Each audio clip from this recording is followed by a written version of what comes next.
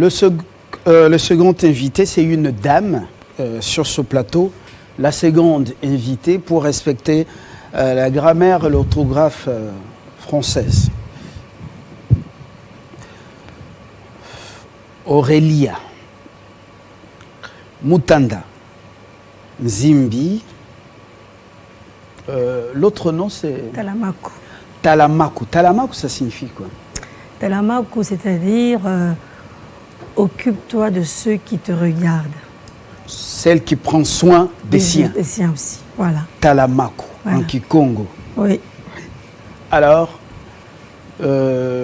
c'est la fille. Vous êtes au nombre de 5 dans la famille. Mais, oui, tout à fait. Votre papa, c'est Nzimbi et non pas Nzimbi. Précision détail. Un homme d'affaires, un homme de Dieu qui n'est plus de ce monde. Il a quitté la terre des hommes en 2007. Il est auprès du Père. Absolument. Un vrai Mukongo. Oui. De Luozi. Né à Boma. Alors, je reçois les Nzimbi pour nous éclairer. C'est une famille qui parle moins comme tous les Bakongo, à l'abri de la recherche du minimum vital, mais elle sort de son silence pour éclairer l'opinion parce que beaucoup de mensonges, entre guillemets, sont racontés sur une prétendue spoliation d'une parcelle, d'une concession, d'un temple à Kasavubu sur l'avenue du 24 novembre. On dit que c'est le temple de l'SSR. Nous allons dans une approche pédagogique pour qu'elle nous donne la matière. Nous écouterons, poserons des questions comme vous le souhaitez pour être éclairés. Vous êtes une femme mariée. Madame Mutanda Chivulukidi. Mutanda Chivulukidi, c'est votre mari. Donc nous recevons une responsable pour nous éclairer et nous allons vous suivre religieusement. Pas comme à l'église, hein, pour dire Amen, mais moi je pose des questions, mais ceux qui le suivent, ils vont vous suivre religieusement pour avoir la lumière. La toute première question. Avez-vous des liens de parenté avec le général Nzimbi? Aucunement. Le général Nzimbi, comme ça se prononce, est originaire de la province de l'Équateur. Et nous sommes des Nzimbi, originaires de la province du Congo central. C'est au niveau de l'intonation. En français, on dirait accent Zimbi. Oui. Et puis, ça, c'est Nzimbi, oui. Au Congo. Très bien. Vous allez nous parler quelques mots de votre père, parce qu'il avait la fortune, mais c'était aussi un homme de Dieu. En introduction, votre père. Mon père était né en 1929, le 24 novembre. Et c'est un monsieur qui était doué en affaires. Et très tôt, très tôt, donc dans les années 55, avant ma naissance déjà, il était déjà membre d'une communauté qui s'appelle la communauté du Saint-Esprit en Afrique. C-S-E-A. Exact, voilà. Et en 61 sera créée cette communauté officiellement. Et la mission, je voudrais dire le siège social à cette époque-là, se trouvait au Congo central, dans la province des Cataractes, et dans la mission qu'on appelle Nzieta jusqu'aujourd'hui. Oui, dans le district de Cataracte. Exactement. Oui, la province, excusez-moi. Oui. Oui. Cataracte reste encore district parce que le Congo central n'a pas été fragmenté. Oui, c'était la sous-région à l'époque, donc dans ma tête. Même maintenant, donc c'est la même chose, sous-région, district. Sous Mobutu, c'était région et sous-région. C'est ça. Très bien. Et donc, il va militer fortement pour l'obtention de la personnalité civile à cette époque-là. À l'époque de Mobutu, c'était pas aussi facile que maintenant. Donc, de 61, depuis la création, il va obtenir la personnalité civile seulement en 1980. Et là où il y a une confusion avec Mobutu et les Nzimbi, c'est que c'est lors de l'obtention de cette personnalité civile, c'est Mobutu qui autorisait et qui ordonnait, qui donnait la personnalité civile. Ce n'était pas les ministères ou le ministre de la Justice comme aujourd'hui. Ce n'était pas facile. Ce n'était pas facile. Il fallait aussi facile. remplir un certain critérium. Absolument. Avoir un diplôme théologique. Exactement. Beaucoup de choses. Exact. C'est ainsi d'ailleurs que le révérend Moloki, qui est aujourd'hui encore le représentant légal, sera le représentant légal en 80 parce qu'il avait fait des études théologiques. Donc il viendra en appui à la demande de papa, de mon défunt père, pour l'obtention, pour faciliter l'obtention de cette personnalité civile qu'ils vont obtenir en avril 80. Ce sera publié au journal officiel et notifié aux instances de l'époque qui étaient habilitées donc à accorder à entériner cette ordonnance présidentielle. Et à cette période, il était qui au sein de cette communauté? Depuis le début, il avait été le vice-président de la communauté du Saint-Esprit en Afrique. Et en 80, lorsqu'ils obtiennent cette personnalité civile, le siège sera sur l'avenue Koulou, numéro 84, à Bandalungwa, qui était aussi une propriété de papa. Et du coup, parce que l'homme avait des moyens, Voilà. pas un peu de moyens, il a beaucoup investi dans l'œuvre de Dieu. Oui. Combien de concessions il a offertes à l'Église? Déjà, ici à Kinshasa, il va offrir en même temps que la concession tant vantée par les médias, il va offrir plus ou moins 13 000 m² aussi à Ngaliema. Il va offrir toutes les paroisses quasiment qui sont à Kinshasa. Il y en a au nombre de 6 ou 7. Voilà. Et dans le Congo central, je ne peux même pas énumérer. Et même jusqu'au Bandundu aussi, à Kikwit. La concession de l'avenue du 24 novembre à Kassavubu, c'est aussi un don à cette église. Exactement. C'est un don à cette église. Il va mandater celui qui est le représentant légal de cette époque-là, 80.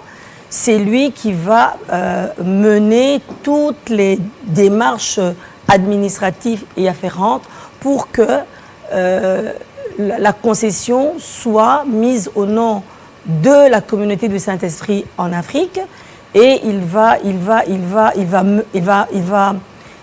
obtenir de la République, parce qu'à l'époque, vous savez que le sol ici chez nous appartient à l'État. À l'État, oui. Donc ils vont obtenir une occupation, une concession pour 25 ans renouvelable, et ils vont payer, nous avons des preuves, ils vont payer ce qu'il faut pour avoir la concession. C'est le révérend Moloki, mandaté par papa, qui va faire toutes ces démarches et qui va régler tous les problèmes jusqu'au niveau de la conservation. À ce stade, est-ce que la communauté du Saint-Esprit en Afrique est déjà membre de l'ECC, l'Église du Christ au Congo? Pas au départ. Pas au départ, mais lorsqu'ils obtiennent, pour obtenir la personnalité civile, il faut être une communauté adhérente à l'ECC. Oui. À ce moment-là, oui. Au départ, pas du tout, parce que l'ECC n'apparaît même pas dans l'octroi de l'obtention de la personnalité civile. La personnalité civile est individuelle, donc elle est particulière. Exactement, elle est individuelle. Et lorsqu'ils achètent la concession, à ce moment-là, ils vont adhérer à l'ECC. Et l'ECC va paraître... Le nom ECC précédera à chaque fois la communauté du Saint-Esprit en Afrique, parce qu'elle a... C'est pourquoi il y a souvent bar. Bar, mais toujours entre guillemets. On met entre guillemets Église du Christ au Congo, bar, communauté du Saint-Esprit en Afrique, comme pour toutes les autres communautés ayant adhéré à l'ECC. C'est connu. Oui, c'est connu.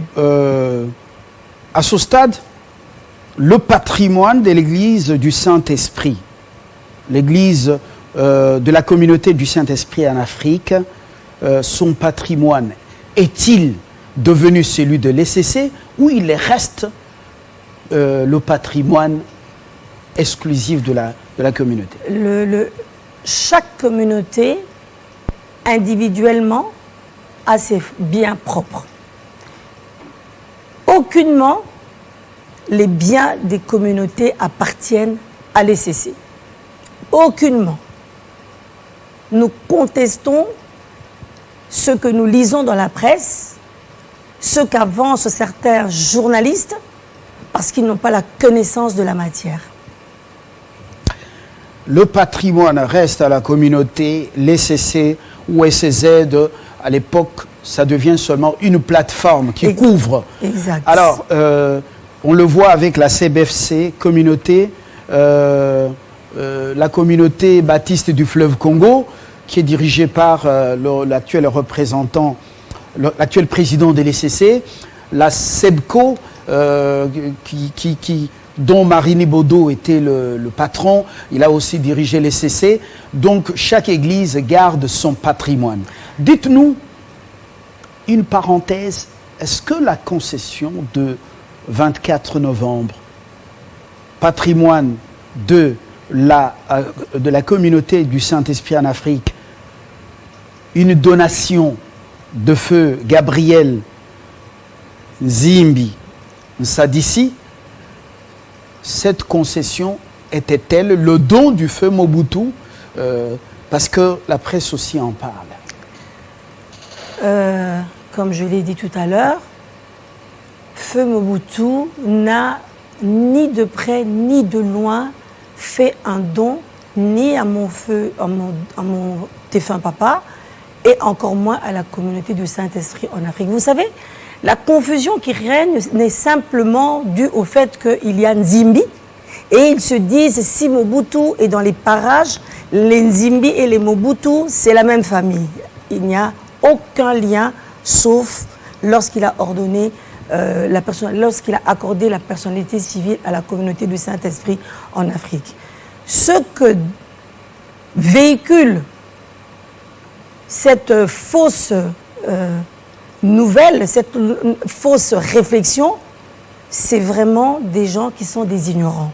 Et je vais vous dire autre chose. L'adhésion et le retrait de la communauté au sein de l'ECC, de l'Église du Christ au Congo, le retrait comme l'adhésion sont libres. Donc, lorsque vous voulez appartenir à cette plateforme, vous y adhérez et vous payez des redevances mensuelles. Lorsque vous vous retirez de la même manière que vous êtes rentré. Donc, il n'y a aucun lien, ni avec Mobutu, sur cette concession, ni avec l'ECC. Il n'y a aucun lien. Sauf que lorsque vous adhérez donc à l'ECC, on vous donne un label, un numéro, qui n'est qu'un label. Vous êtes la 40e communauté, je crois qu'il y en a 150. Nous avions été 79e à une époque, et aujourd'hui, on est sorti en étant 63e. Donc, on n'a même plus aucun lien avec l'ECC depuis 2019. Donc, l'ECC n'a jamais été spolié, ni sa concession, ni son temple. Vous n'êtes plus, ou cette église ne fait plus partie de l'ECC. Est-ce qu'il y a des documents qui attestent le retrait ou la sortie signifiait légalement que cette communauté ne fait plus partie de l'ECC? Absolument. C'est simple. La communauté du Saint-Esprit en Afrique a adhéré 3 fois. Elle s'en est retirée autant de fois qu'elle a adhéré. Et le dernier retrait, c'est en décembre 2019. Ça a été publié au journal officiel, notifié. Donc, ce que nous ne comprenons pas, nous les héritiers, les bénéficiaires de cette concession, c'est l'acharnement de certaines personnes qui s'amusent à revendiquer cette propriété qui n'est pas la leur parce qu'ils ne l'ont pas achetée. Elle n'a jamais appartenu à l'ECC. Elle a toujours appartenu à la communauté du Saint-Esprit en Afrique, donnée par papa. Donc voilà, c'est incompréhensible ce que nous vivons. Dites-nous, Madame Mutanda, oui. Nzimbi, est-ce que sur la concession de Kassavoubou, de l'avenue du 24 novembre, presque en diagonale du camp Kokola, ce que je sache, est-ce qu'il y a un temple?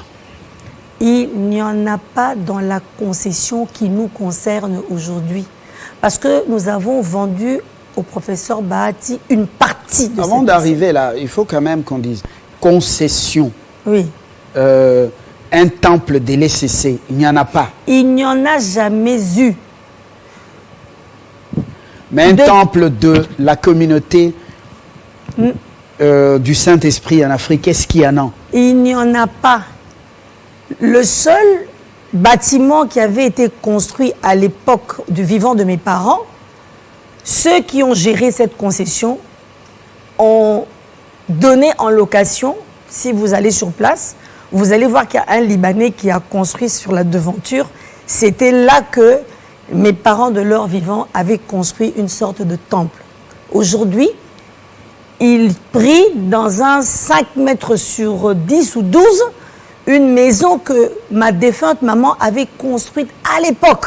Donc il n'y a pas de temple. Quand on dit que le professeur Bahati a spolié, a détruit un temple, nous n'en revenons pas. Monsieur Lumbala, nous n'en revenons pas. Madame Moutanda, il n'y a pas de temple. Mais on parle quand même d'un temple délaissé, spolié. Je ne sais pas, tout ça... Vous pensez que c'est un miracle de Cana Galilée? Peut-être qu'ils n'ont pas, il leur manque une vérité, une réalité. C'est que dans dans cette concession, en dehors de ce que le professeur Bahati a acheté, il y a une partie qui est là et que nous, les enfants Nzimbi, avons fait une donation à Impact Centre Chrétien, en sigle ICC, parce que nous tous les 5, nous sommes membres pratiquants dans cette église Impact Centre Chrétien. Justement, on va y arriver. On ne peut pas demander à un adulte de continuer à prier dans la communauté de son père. Non, absolument. Moi, mon père est de la 8e, il est pasteur, mais je ne fais plus partie de la 8e. Exact. Je suis de Lifeline International Ministries. Alors, concrètement, comment la propriété, donation de votre défunt père Gabriel Nzimbi, on sait d'ici, comment cette propriété de l'église vous est-elle revenue, vous, enfant?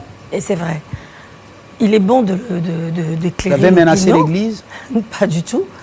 Nous étions hors de ce pays depuis très longtemps, tous les 5. Et une parenthèse, hors de ce pays d'une manière involontaire, toujours à cause de la confusion de nom Nzimbi et Nzimbi. Nous reviendrons là-dessus une autre fois.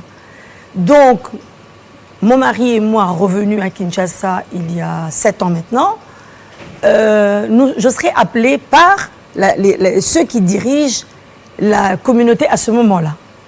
Ce n'était même pas le révérend Mouloki qui était parti depuis 86. De 80 à 86, il a été représentant légal et il a été rappelé aux affaires en 2017 au travers d'une assemblée générale.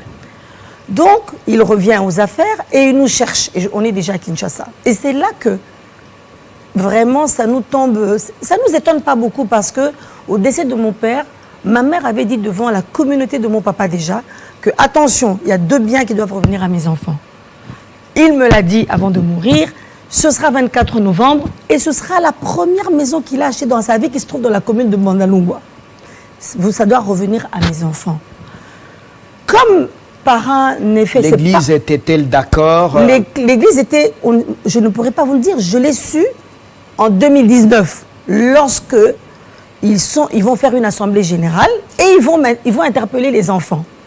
Je vais faire venir 2 de mes frères pour assister à ce que nous allons découvrir.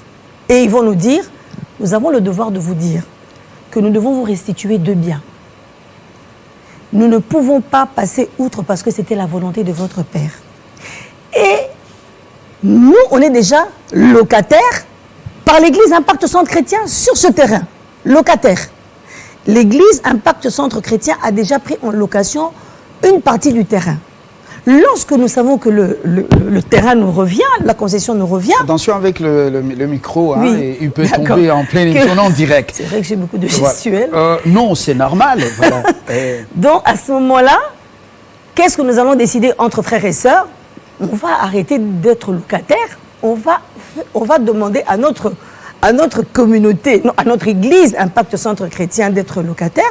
Puisque la concession nous revient, nous allons prendre cette partie qu'on est en train de prendre en location à Impact Centre Chrétien. Et nous nous mettons d'accord parce qu'il y a un oncle qui est au sein de la communauté de Saint-Esprit en Afrique qui nous dit: votre père avait toujours dit que cet endroit doit être un endroit d'adoration et de prière, mais d'excellentes prières. On se dit, comme la communauté de Saint-Esprit n'a jamais rien fait, depuis que papa est parti depuis longtemps, ils ont loué un peu vaille que vaille qu'à tout le monde, puisqu'on nous donne la concession, Impact Centre Chrétien va représenter le vœu de papa. Et nous ferons une donation en bonne et due forme. Vous savez qu'Impact Centre Chrétien, c'est quand même Ivan Castanou. Ce n'est pas une église qui sort d'un poulailler. On est quand même on a une centaine de campus d'églises dans le monde. Donc, ce que nous avons fait, c'est vraiment c'est plus qu'une dîme. Ça nous a collé au corps parce que papa voulait que ce soit un endroit de prière. Donc pour nous, ça correspondait. Un centre chrétien correspondait. Vous avez fait un don de combien de mètres? De 5000 mètres carrés. 100 000 mètres. 5000 mètres oui, carrés. 5000 mètres carrés à l'église Bon Bleu, à communauté Impact. Centre chrétien. Tout le monde connaît Yvan Castanou. Voilà. Et ils sont là. Ils sont là. Et peut-être est-ce que c'est pas ce temple dont il est question par une certaine presse qui l'est spolié? Nous sommes certains que oui, parce que Impact Centre Chrétien, je ne vais pas citer de nom, mais ils ont reçu un courrier dernièrement. Ils sont convoqués, ils ont une assignation, ils doivent comparaître devant le tribunal de grande instance à Calamo, toujours pour ce terrain-là. Donc, c'est toujours les mêmes personnes. Donc, l'ECC est dans une guerre sans merci. Sans merci, oui. Pour le patrimoine d'une autre église. Exact. Bon, c'était bonne guerre. Et vous avez parlé de 5000 mètres. Oui. Les restes, c'est combien et qu'est-ce que vous en avez fait? Le reste, bien, on a vendu. Et donc, est-ce que comment on dit? La cession ou oui, la cession. Oui, la cession a été faite en bonne et due forme. L'église qui vous attribue le bien de votre père, comme ça a été convenu, 2 parcelles pour mes enfants. C'est ça. Les enfants qui sont à l'abri de la recherche minimum vital, ils rentrent quand même, mais ils sont surpris par l'offre de l'église. Oui. Les bonnes relations, justement, l'investissement de papa. Oui. Et est-ce que les documents sont légaux pour pouvoir vous rétrocéder? Absolument. Ça a été fait lors d'une assemblée générale. Étaient présents nos avocats, étaient présents tout le bureau exécutif et le conseil des sages de la communauté de Saint-Esprit en Afrique. Ils ont respecté leur règlement intérieur, ils ont respecté tout ce qui est convenu dans leur statut.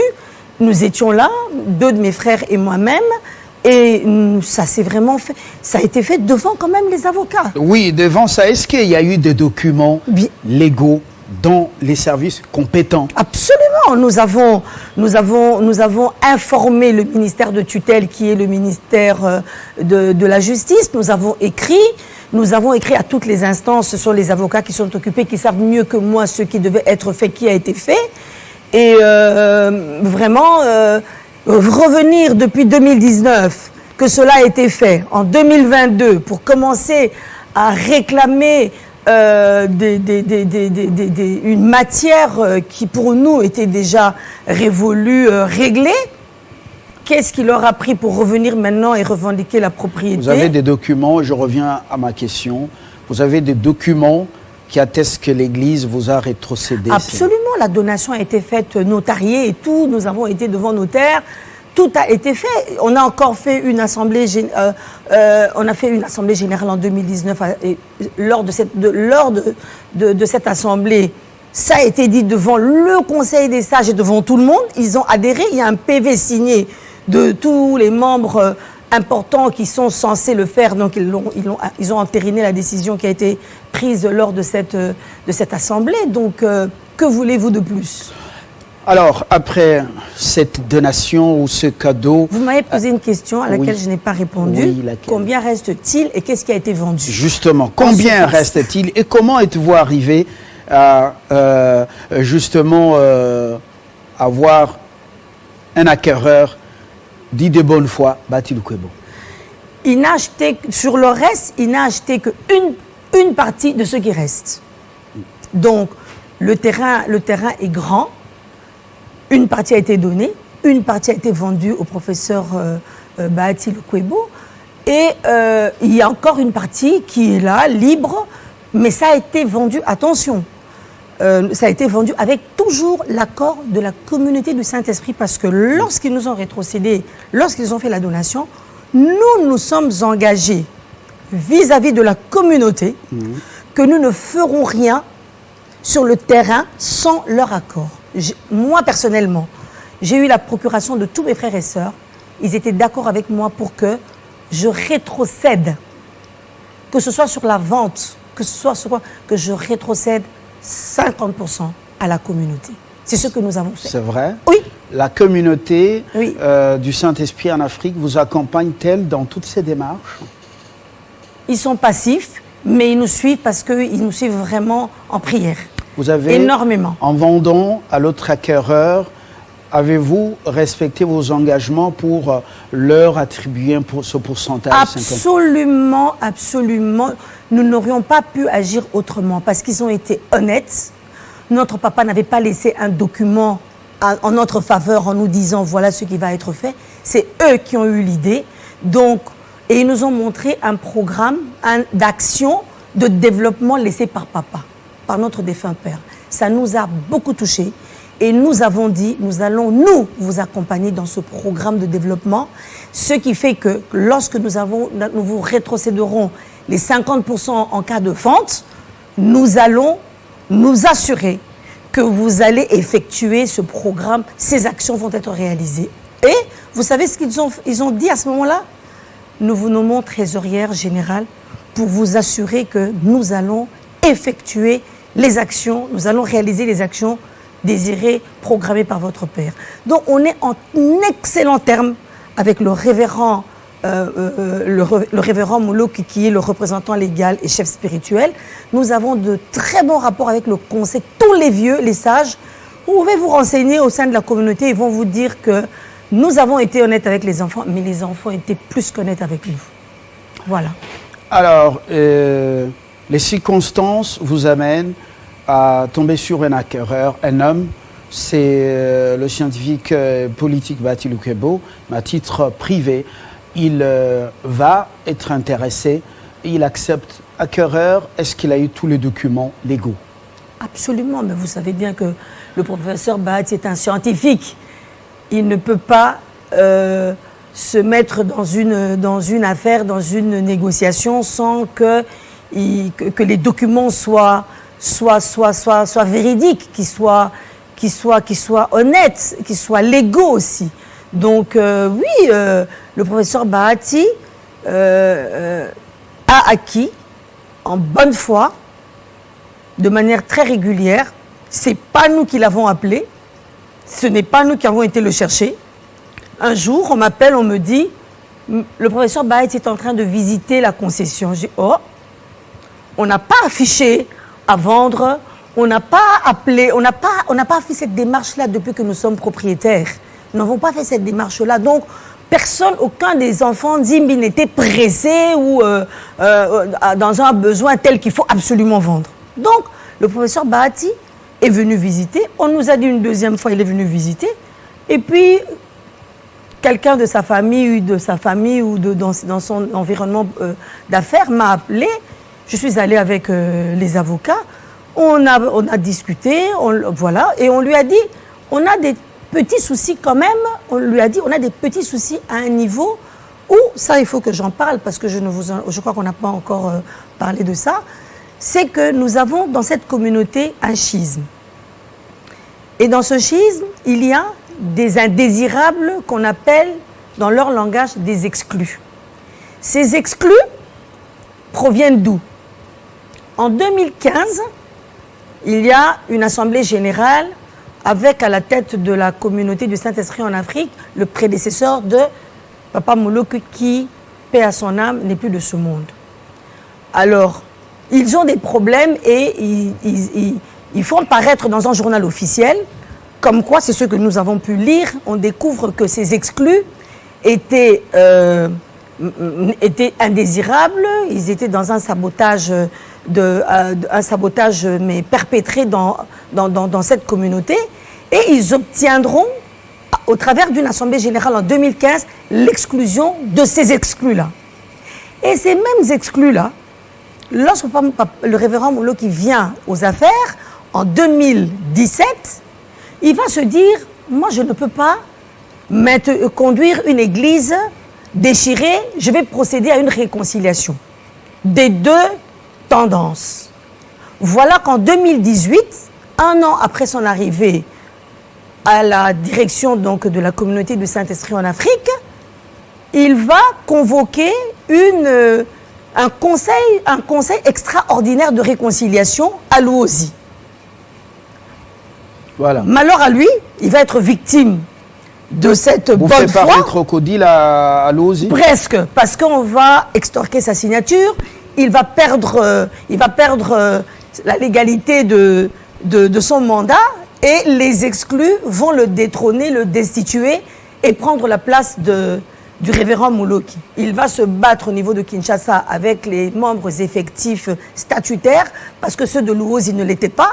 Et c'est comme ça qu'il va obtenir du ministère de la Justice un arrêté suite à ces demandes. Je vois que, bon, voilà quoi, donc vous avez compris. Je suis en train de, donc voilà, je vois des réactions, parce que nous sommes en direct, hein. Ah, il y a beaucoup de gens qui suivent religieusement, parce qu'ils ont été captivés par ce qu'une certaine presse a raconté. On me pose même des questions, on dit, mais finalement, et ils pensaient que vous étiez la fille Zimbi, générale, et finalement, ils pensaient qu'il y avait un temple. Alors, il y a beaucoup de questions. C'est pourquoi vous me voyez les lire. Ne vous sentez pas abandonné ou négligé. D'accord. Oui. Non, mais j'étais sur une voie pour vous... À Luozi, une assemblée générale. Oui, que lui convoque pour une réconciliation des deux tendances, oui. Mais il se trouve être destitué de son mandat de représentant légal. En pleine réunion. En pleine réunion. Alors l'incohérence, c'est que dans ces assises de Luozi, il est destitué, mais ils le mettent quand même comme premier suppléant dans la nouvelle organisation, et les exclus prennent la place et la classe qui va diriger cette fois-ci la communauté. Donc revenu à Kinshasa, les membres effectifs statutaires vont réagir et vont s'adresser au ministère de la Justice pour un rétablissement de leurs droits, oui, et de la légalité qui est la leur. Ce qui fait que le ministre saisi de cela va organiser aussi des réunions. Et ce qui est extraordinaire, M. Lumbala, c'est oui, qu'on voit un courrier où le ministre de la Justice écrit à l'évêque de l'ECC pour lui dire, on n'a pas vu le courrier de l'évêque, oui, mais on voit la réponse du ministre de la Justice qui copie aussi le révérend Moloki pour dire, nous allons surseoir tous les problèmes qui surgissent dans cette communauté, mais en attendant, je ne reconnais que les animateurs et les organes de l'Assemblée générale de 2017, à savoir le révérend Moloki, qui va prendre la direction des affaires, en attendant qu'une Assemblée générale se tienne et qu'au travers de cette Assemblée générale, où prendra part quelques représentants de mon ministère, et à ce moment-là, on prendra la décision pour savoir qui dirige cette communauté. L'Assemblée générale aura lieu. À l'issue de cette Assemblée générale, en 2019, le ministre décrétera donc d'accorder un arrêté ministériel en faveur de la communauté du Saint-Esprit en Afrique, avec comme représentant légal et chef spirituel le révérend Moloki. Et donc là, l'illégalité de l'Ouosi tombe dans l'eau. Tombe dans l'eau, sauf que il y en a... Le croco ou le crocodile en fuite. En fuite. Sauf que le crocodile, il revient de temps en temps. Dans ce sens que ces exclus-là ne lâchent pas prise, soutenus par certaines autorités religieuses dont je tairai le nom, qui ressurgissent d'ailleurs maintenant. Et donc, pour vous dire, pour aller jusqu'au bout de ma logique, ces exclus, mécontents, vont aller devant le Conseil d'État pour dire non, suspendez cet arrêté ministériel, nous ne le reconnaissons pas, alors qu'il émane de l'autorité de tutelle. Donc, nous sommes en ce moment devant ce Conseil d'État qui perdure depuis maintenant presque 2 ans pour une suspension, oui ou non, suspension, oui ou non, annulation, oui ou non. Voilà, nous sommes... C'est devenu...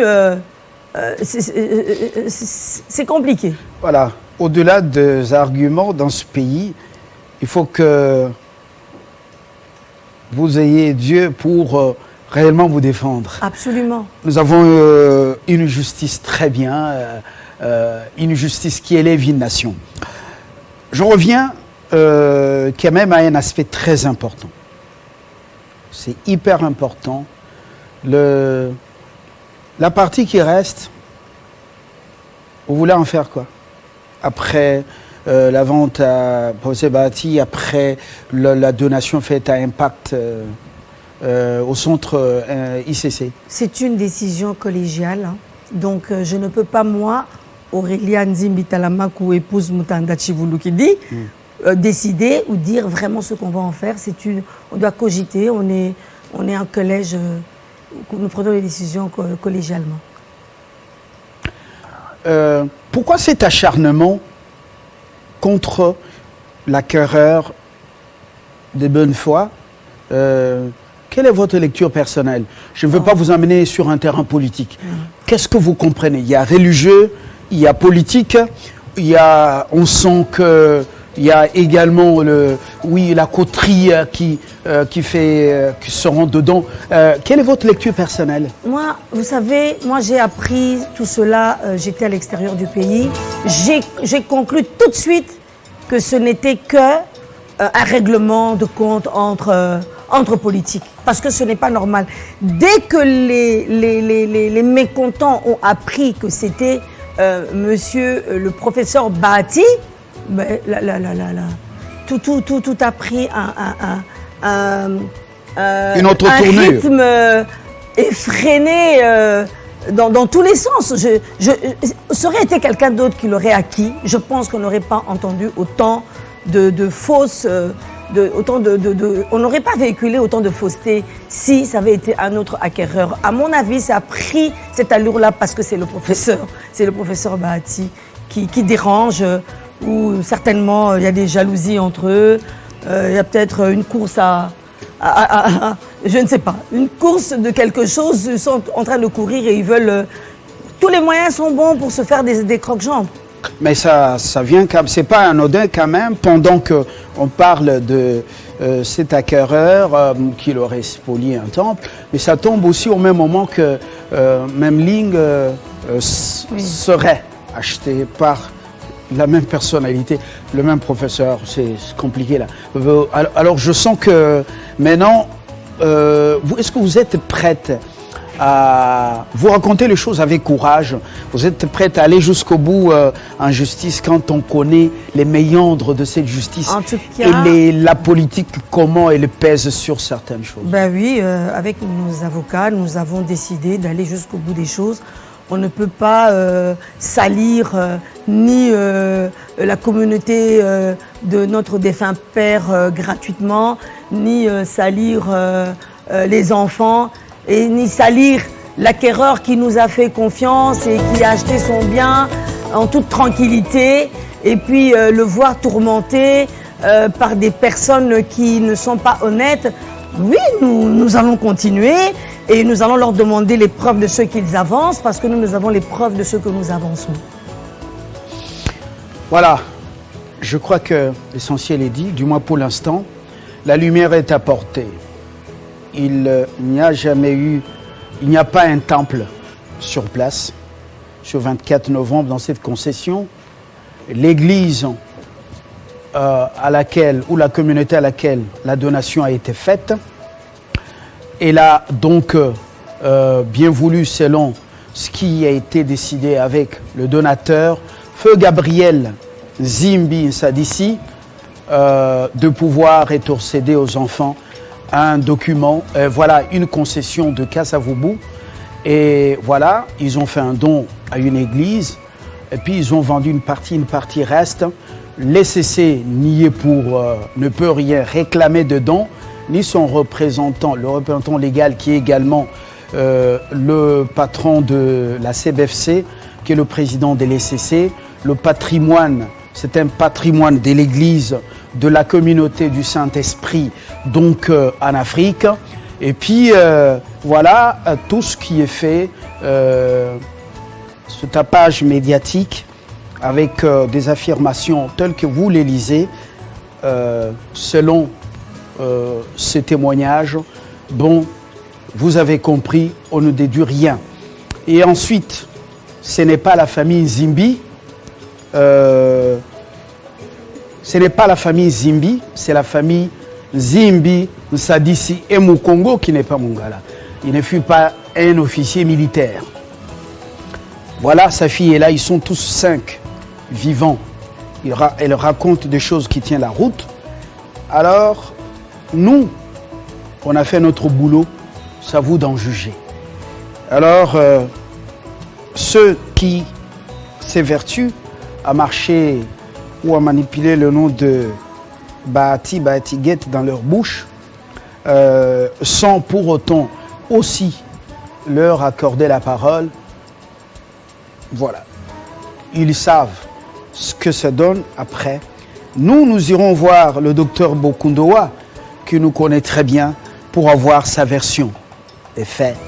C'est ça notre boulot. Est-ce que nous avons frustré des gens? Non. Nous avons posé des questions, vous avez raconté les choses de manière cohérente.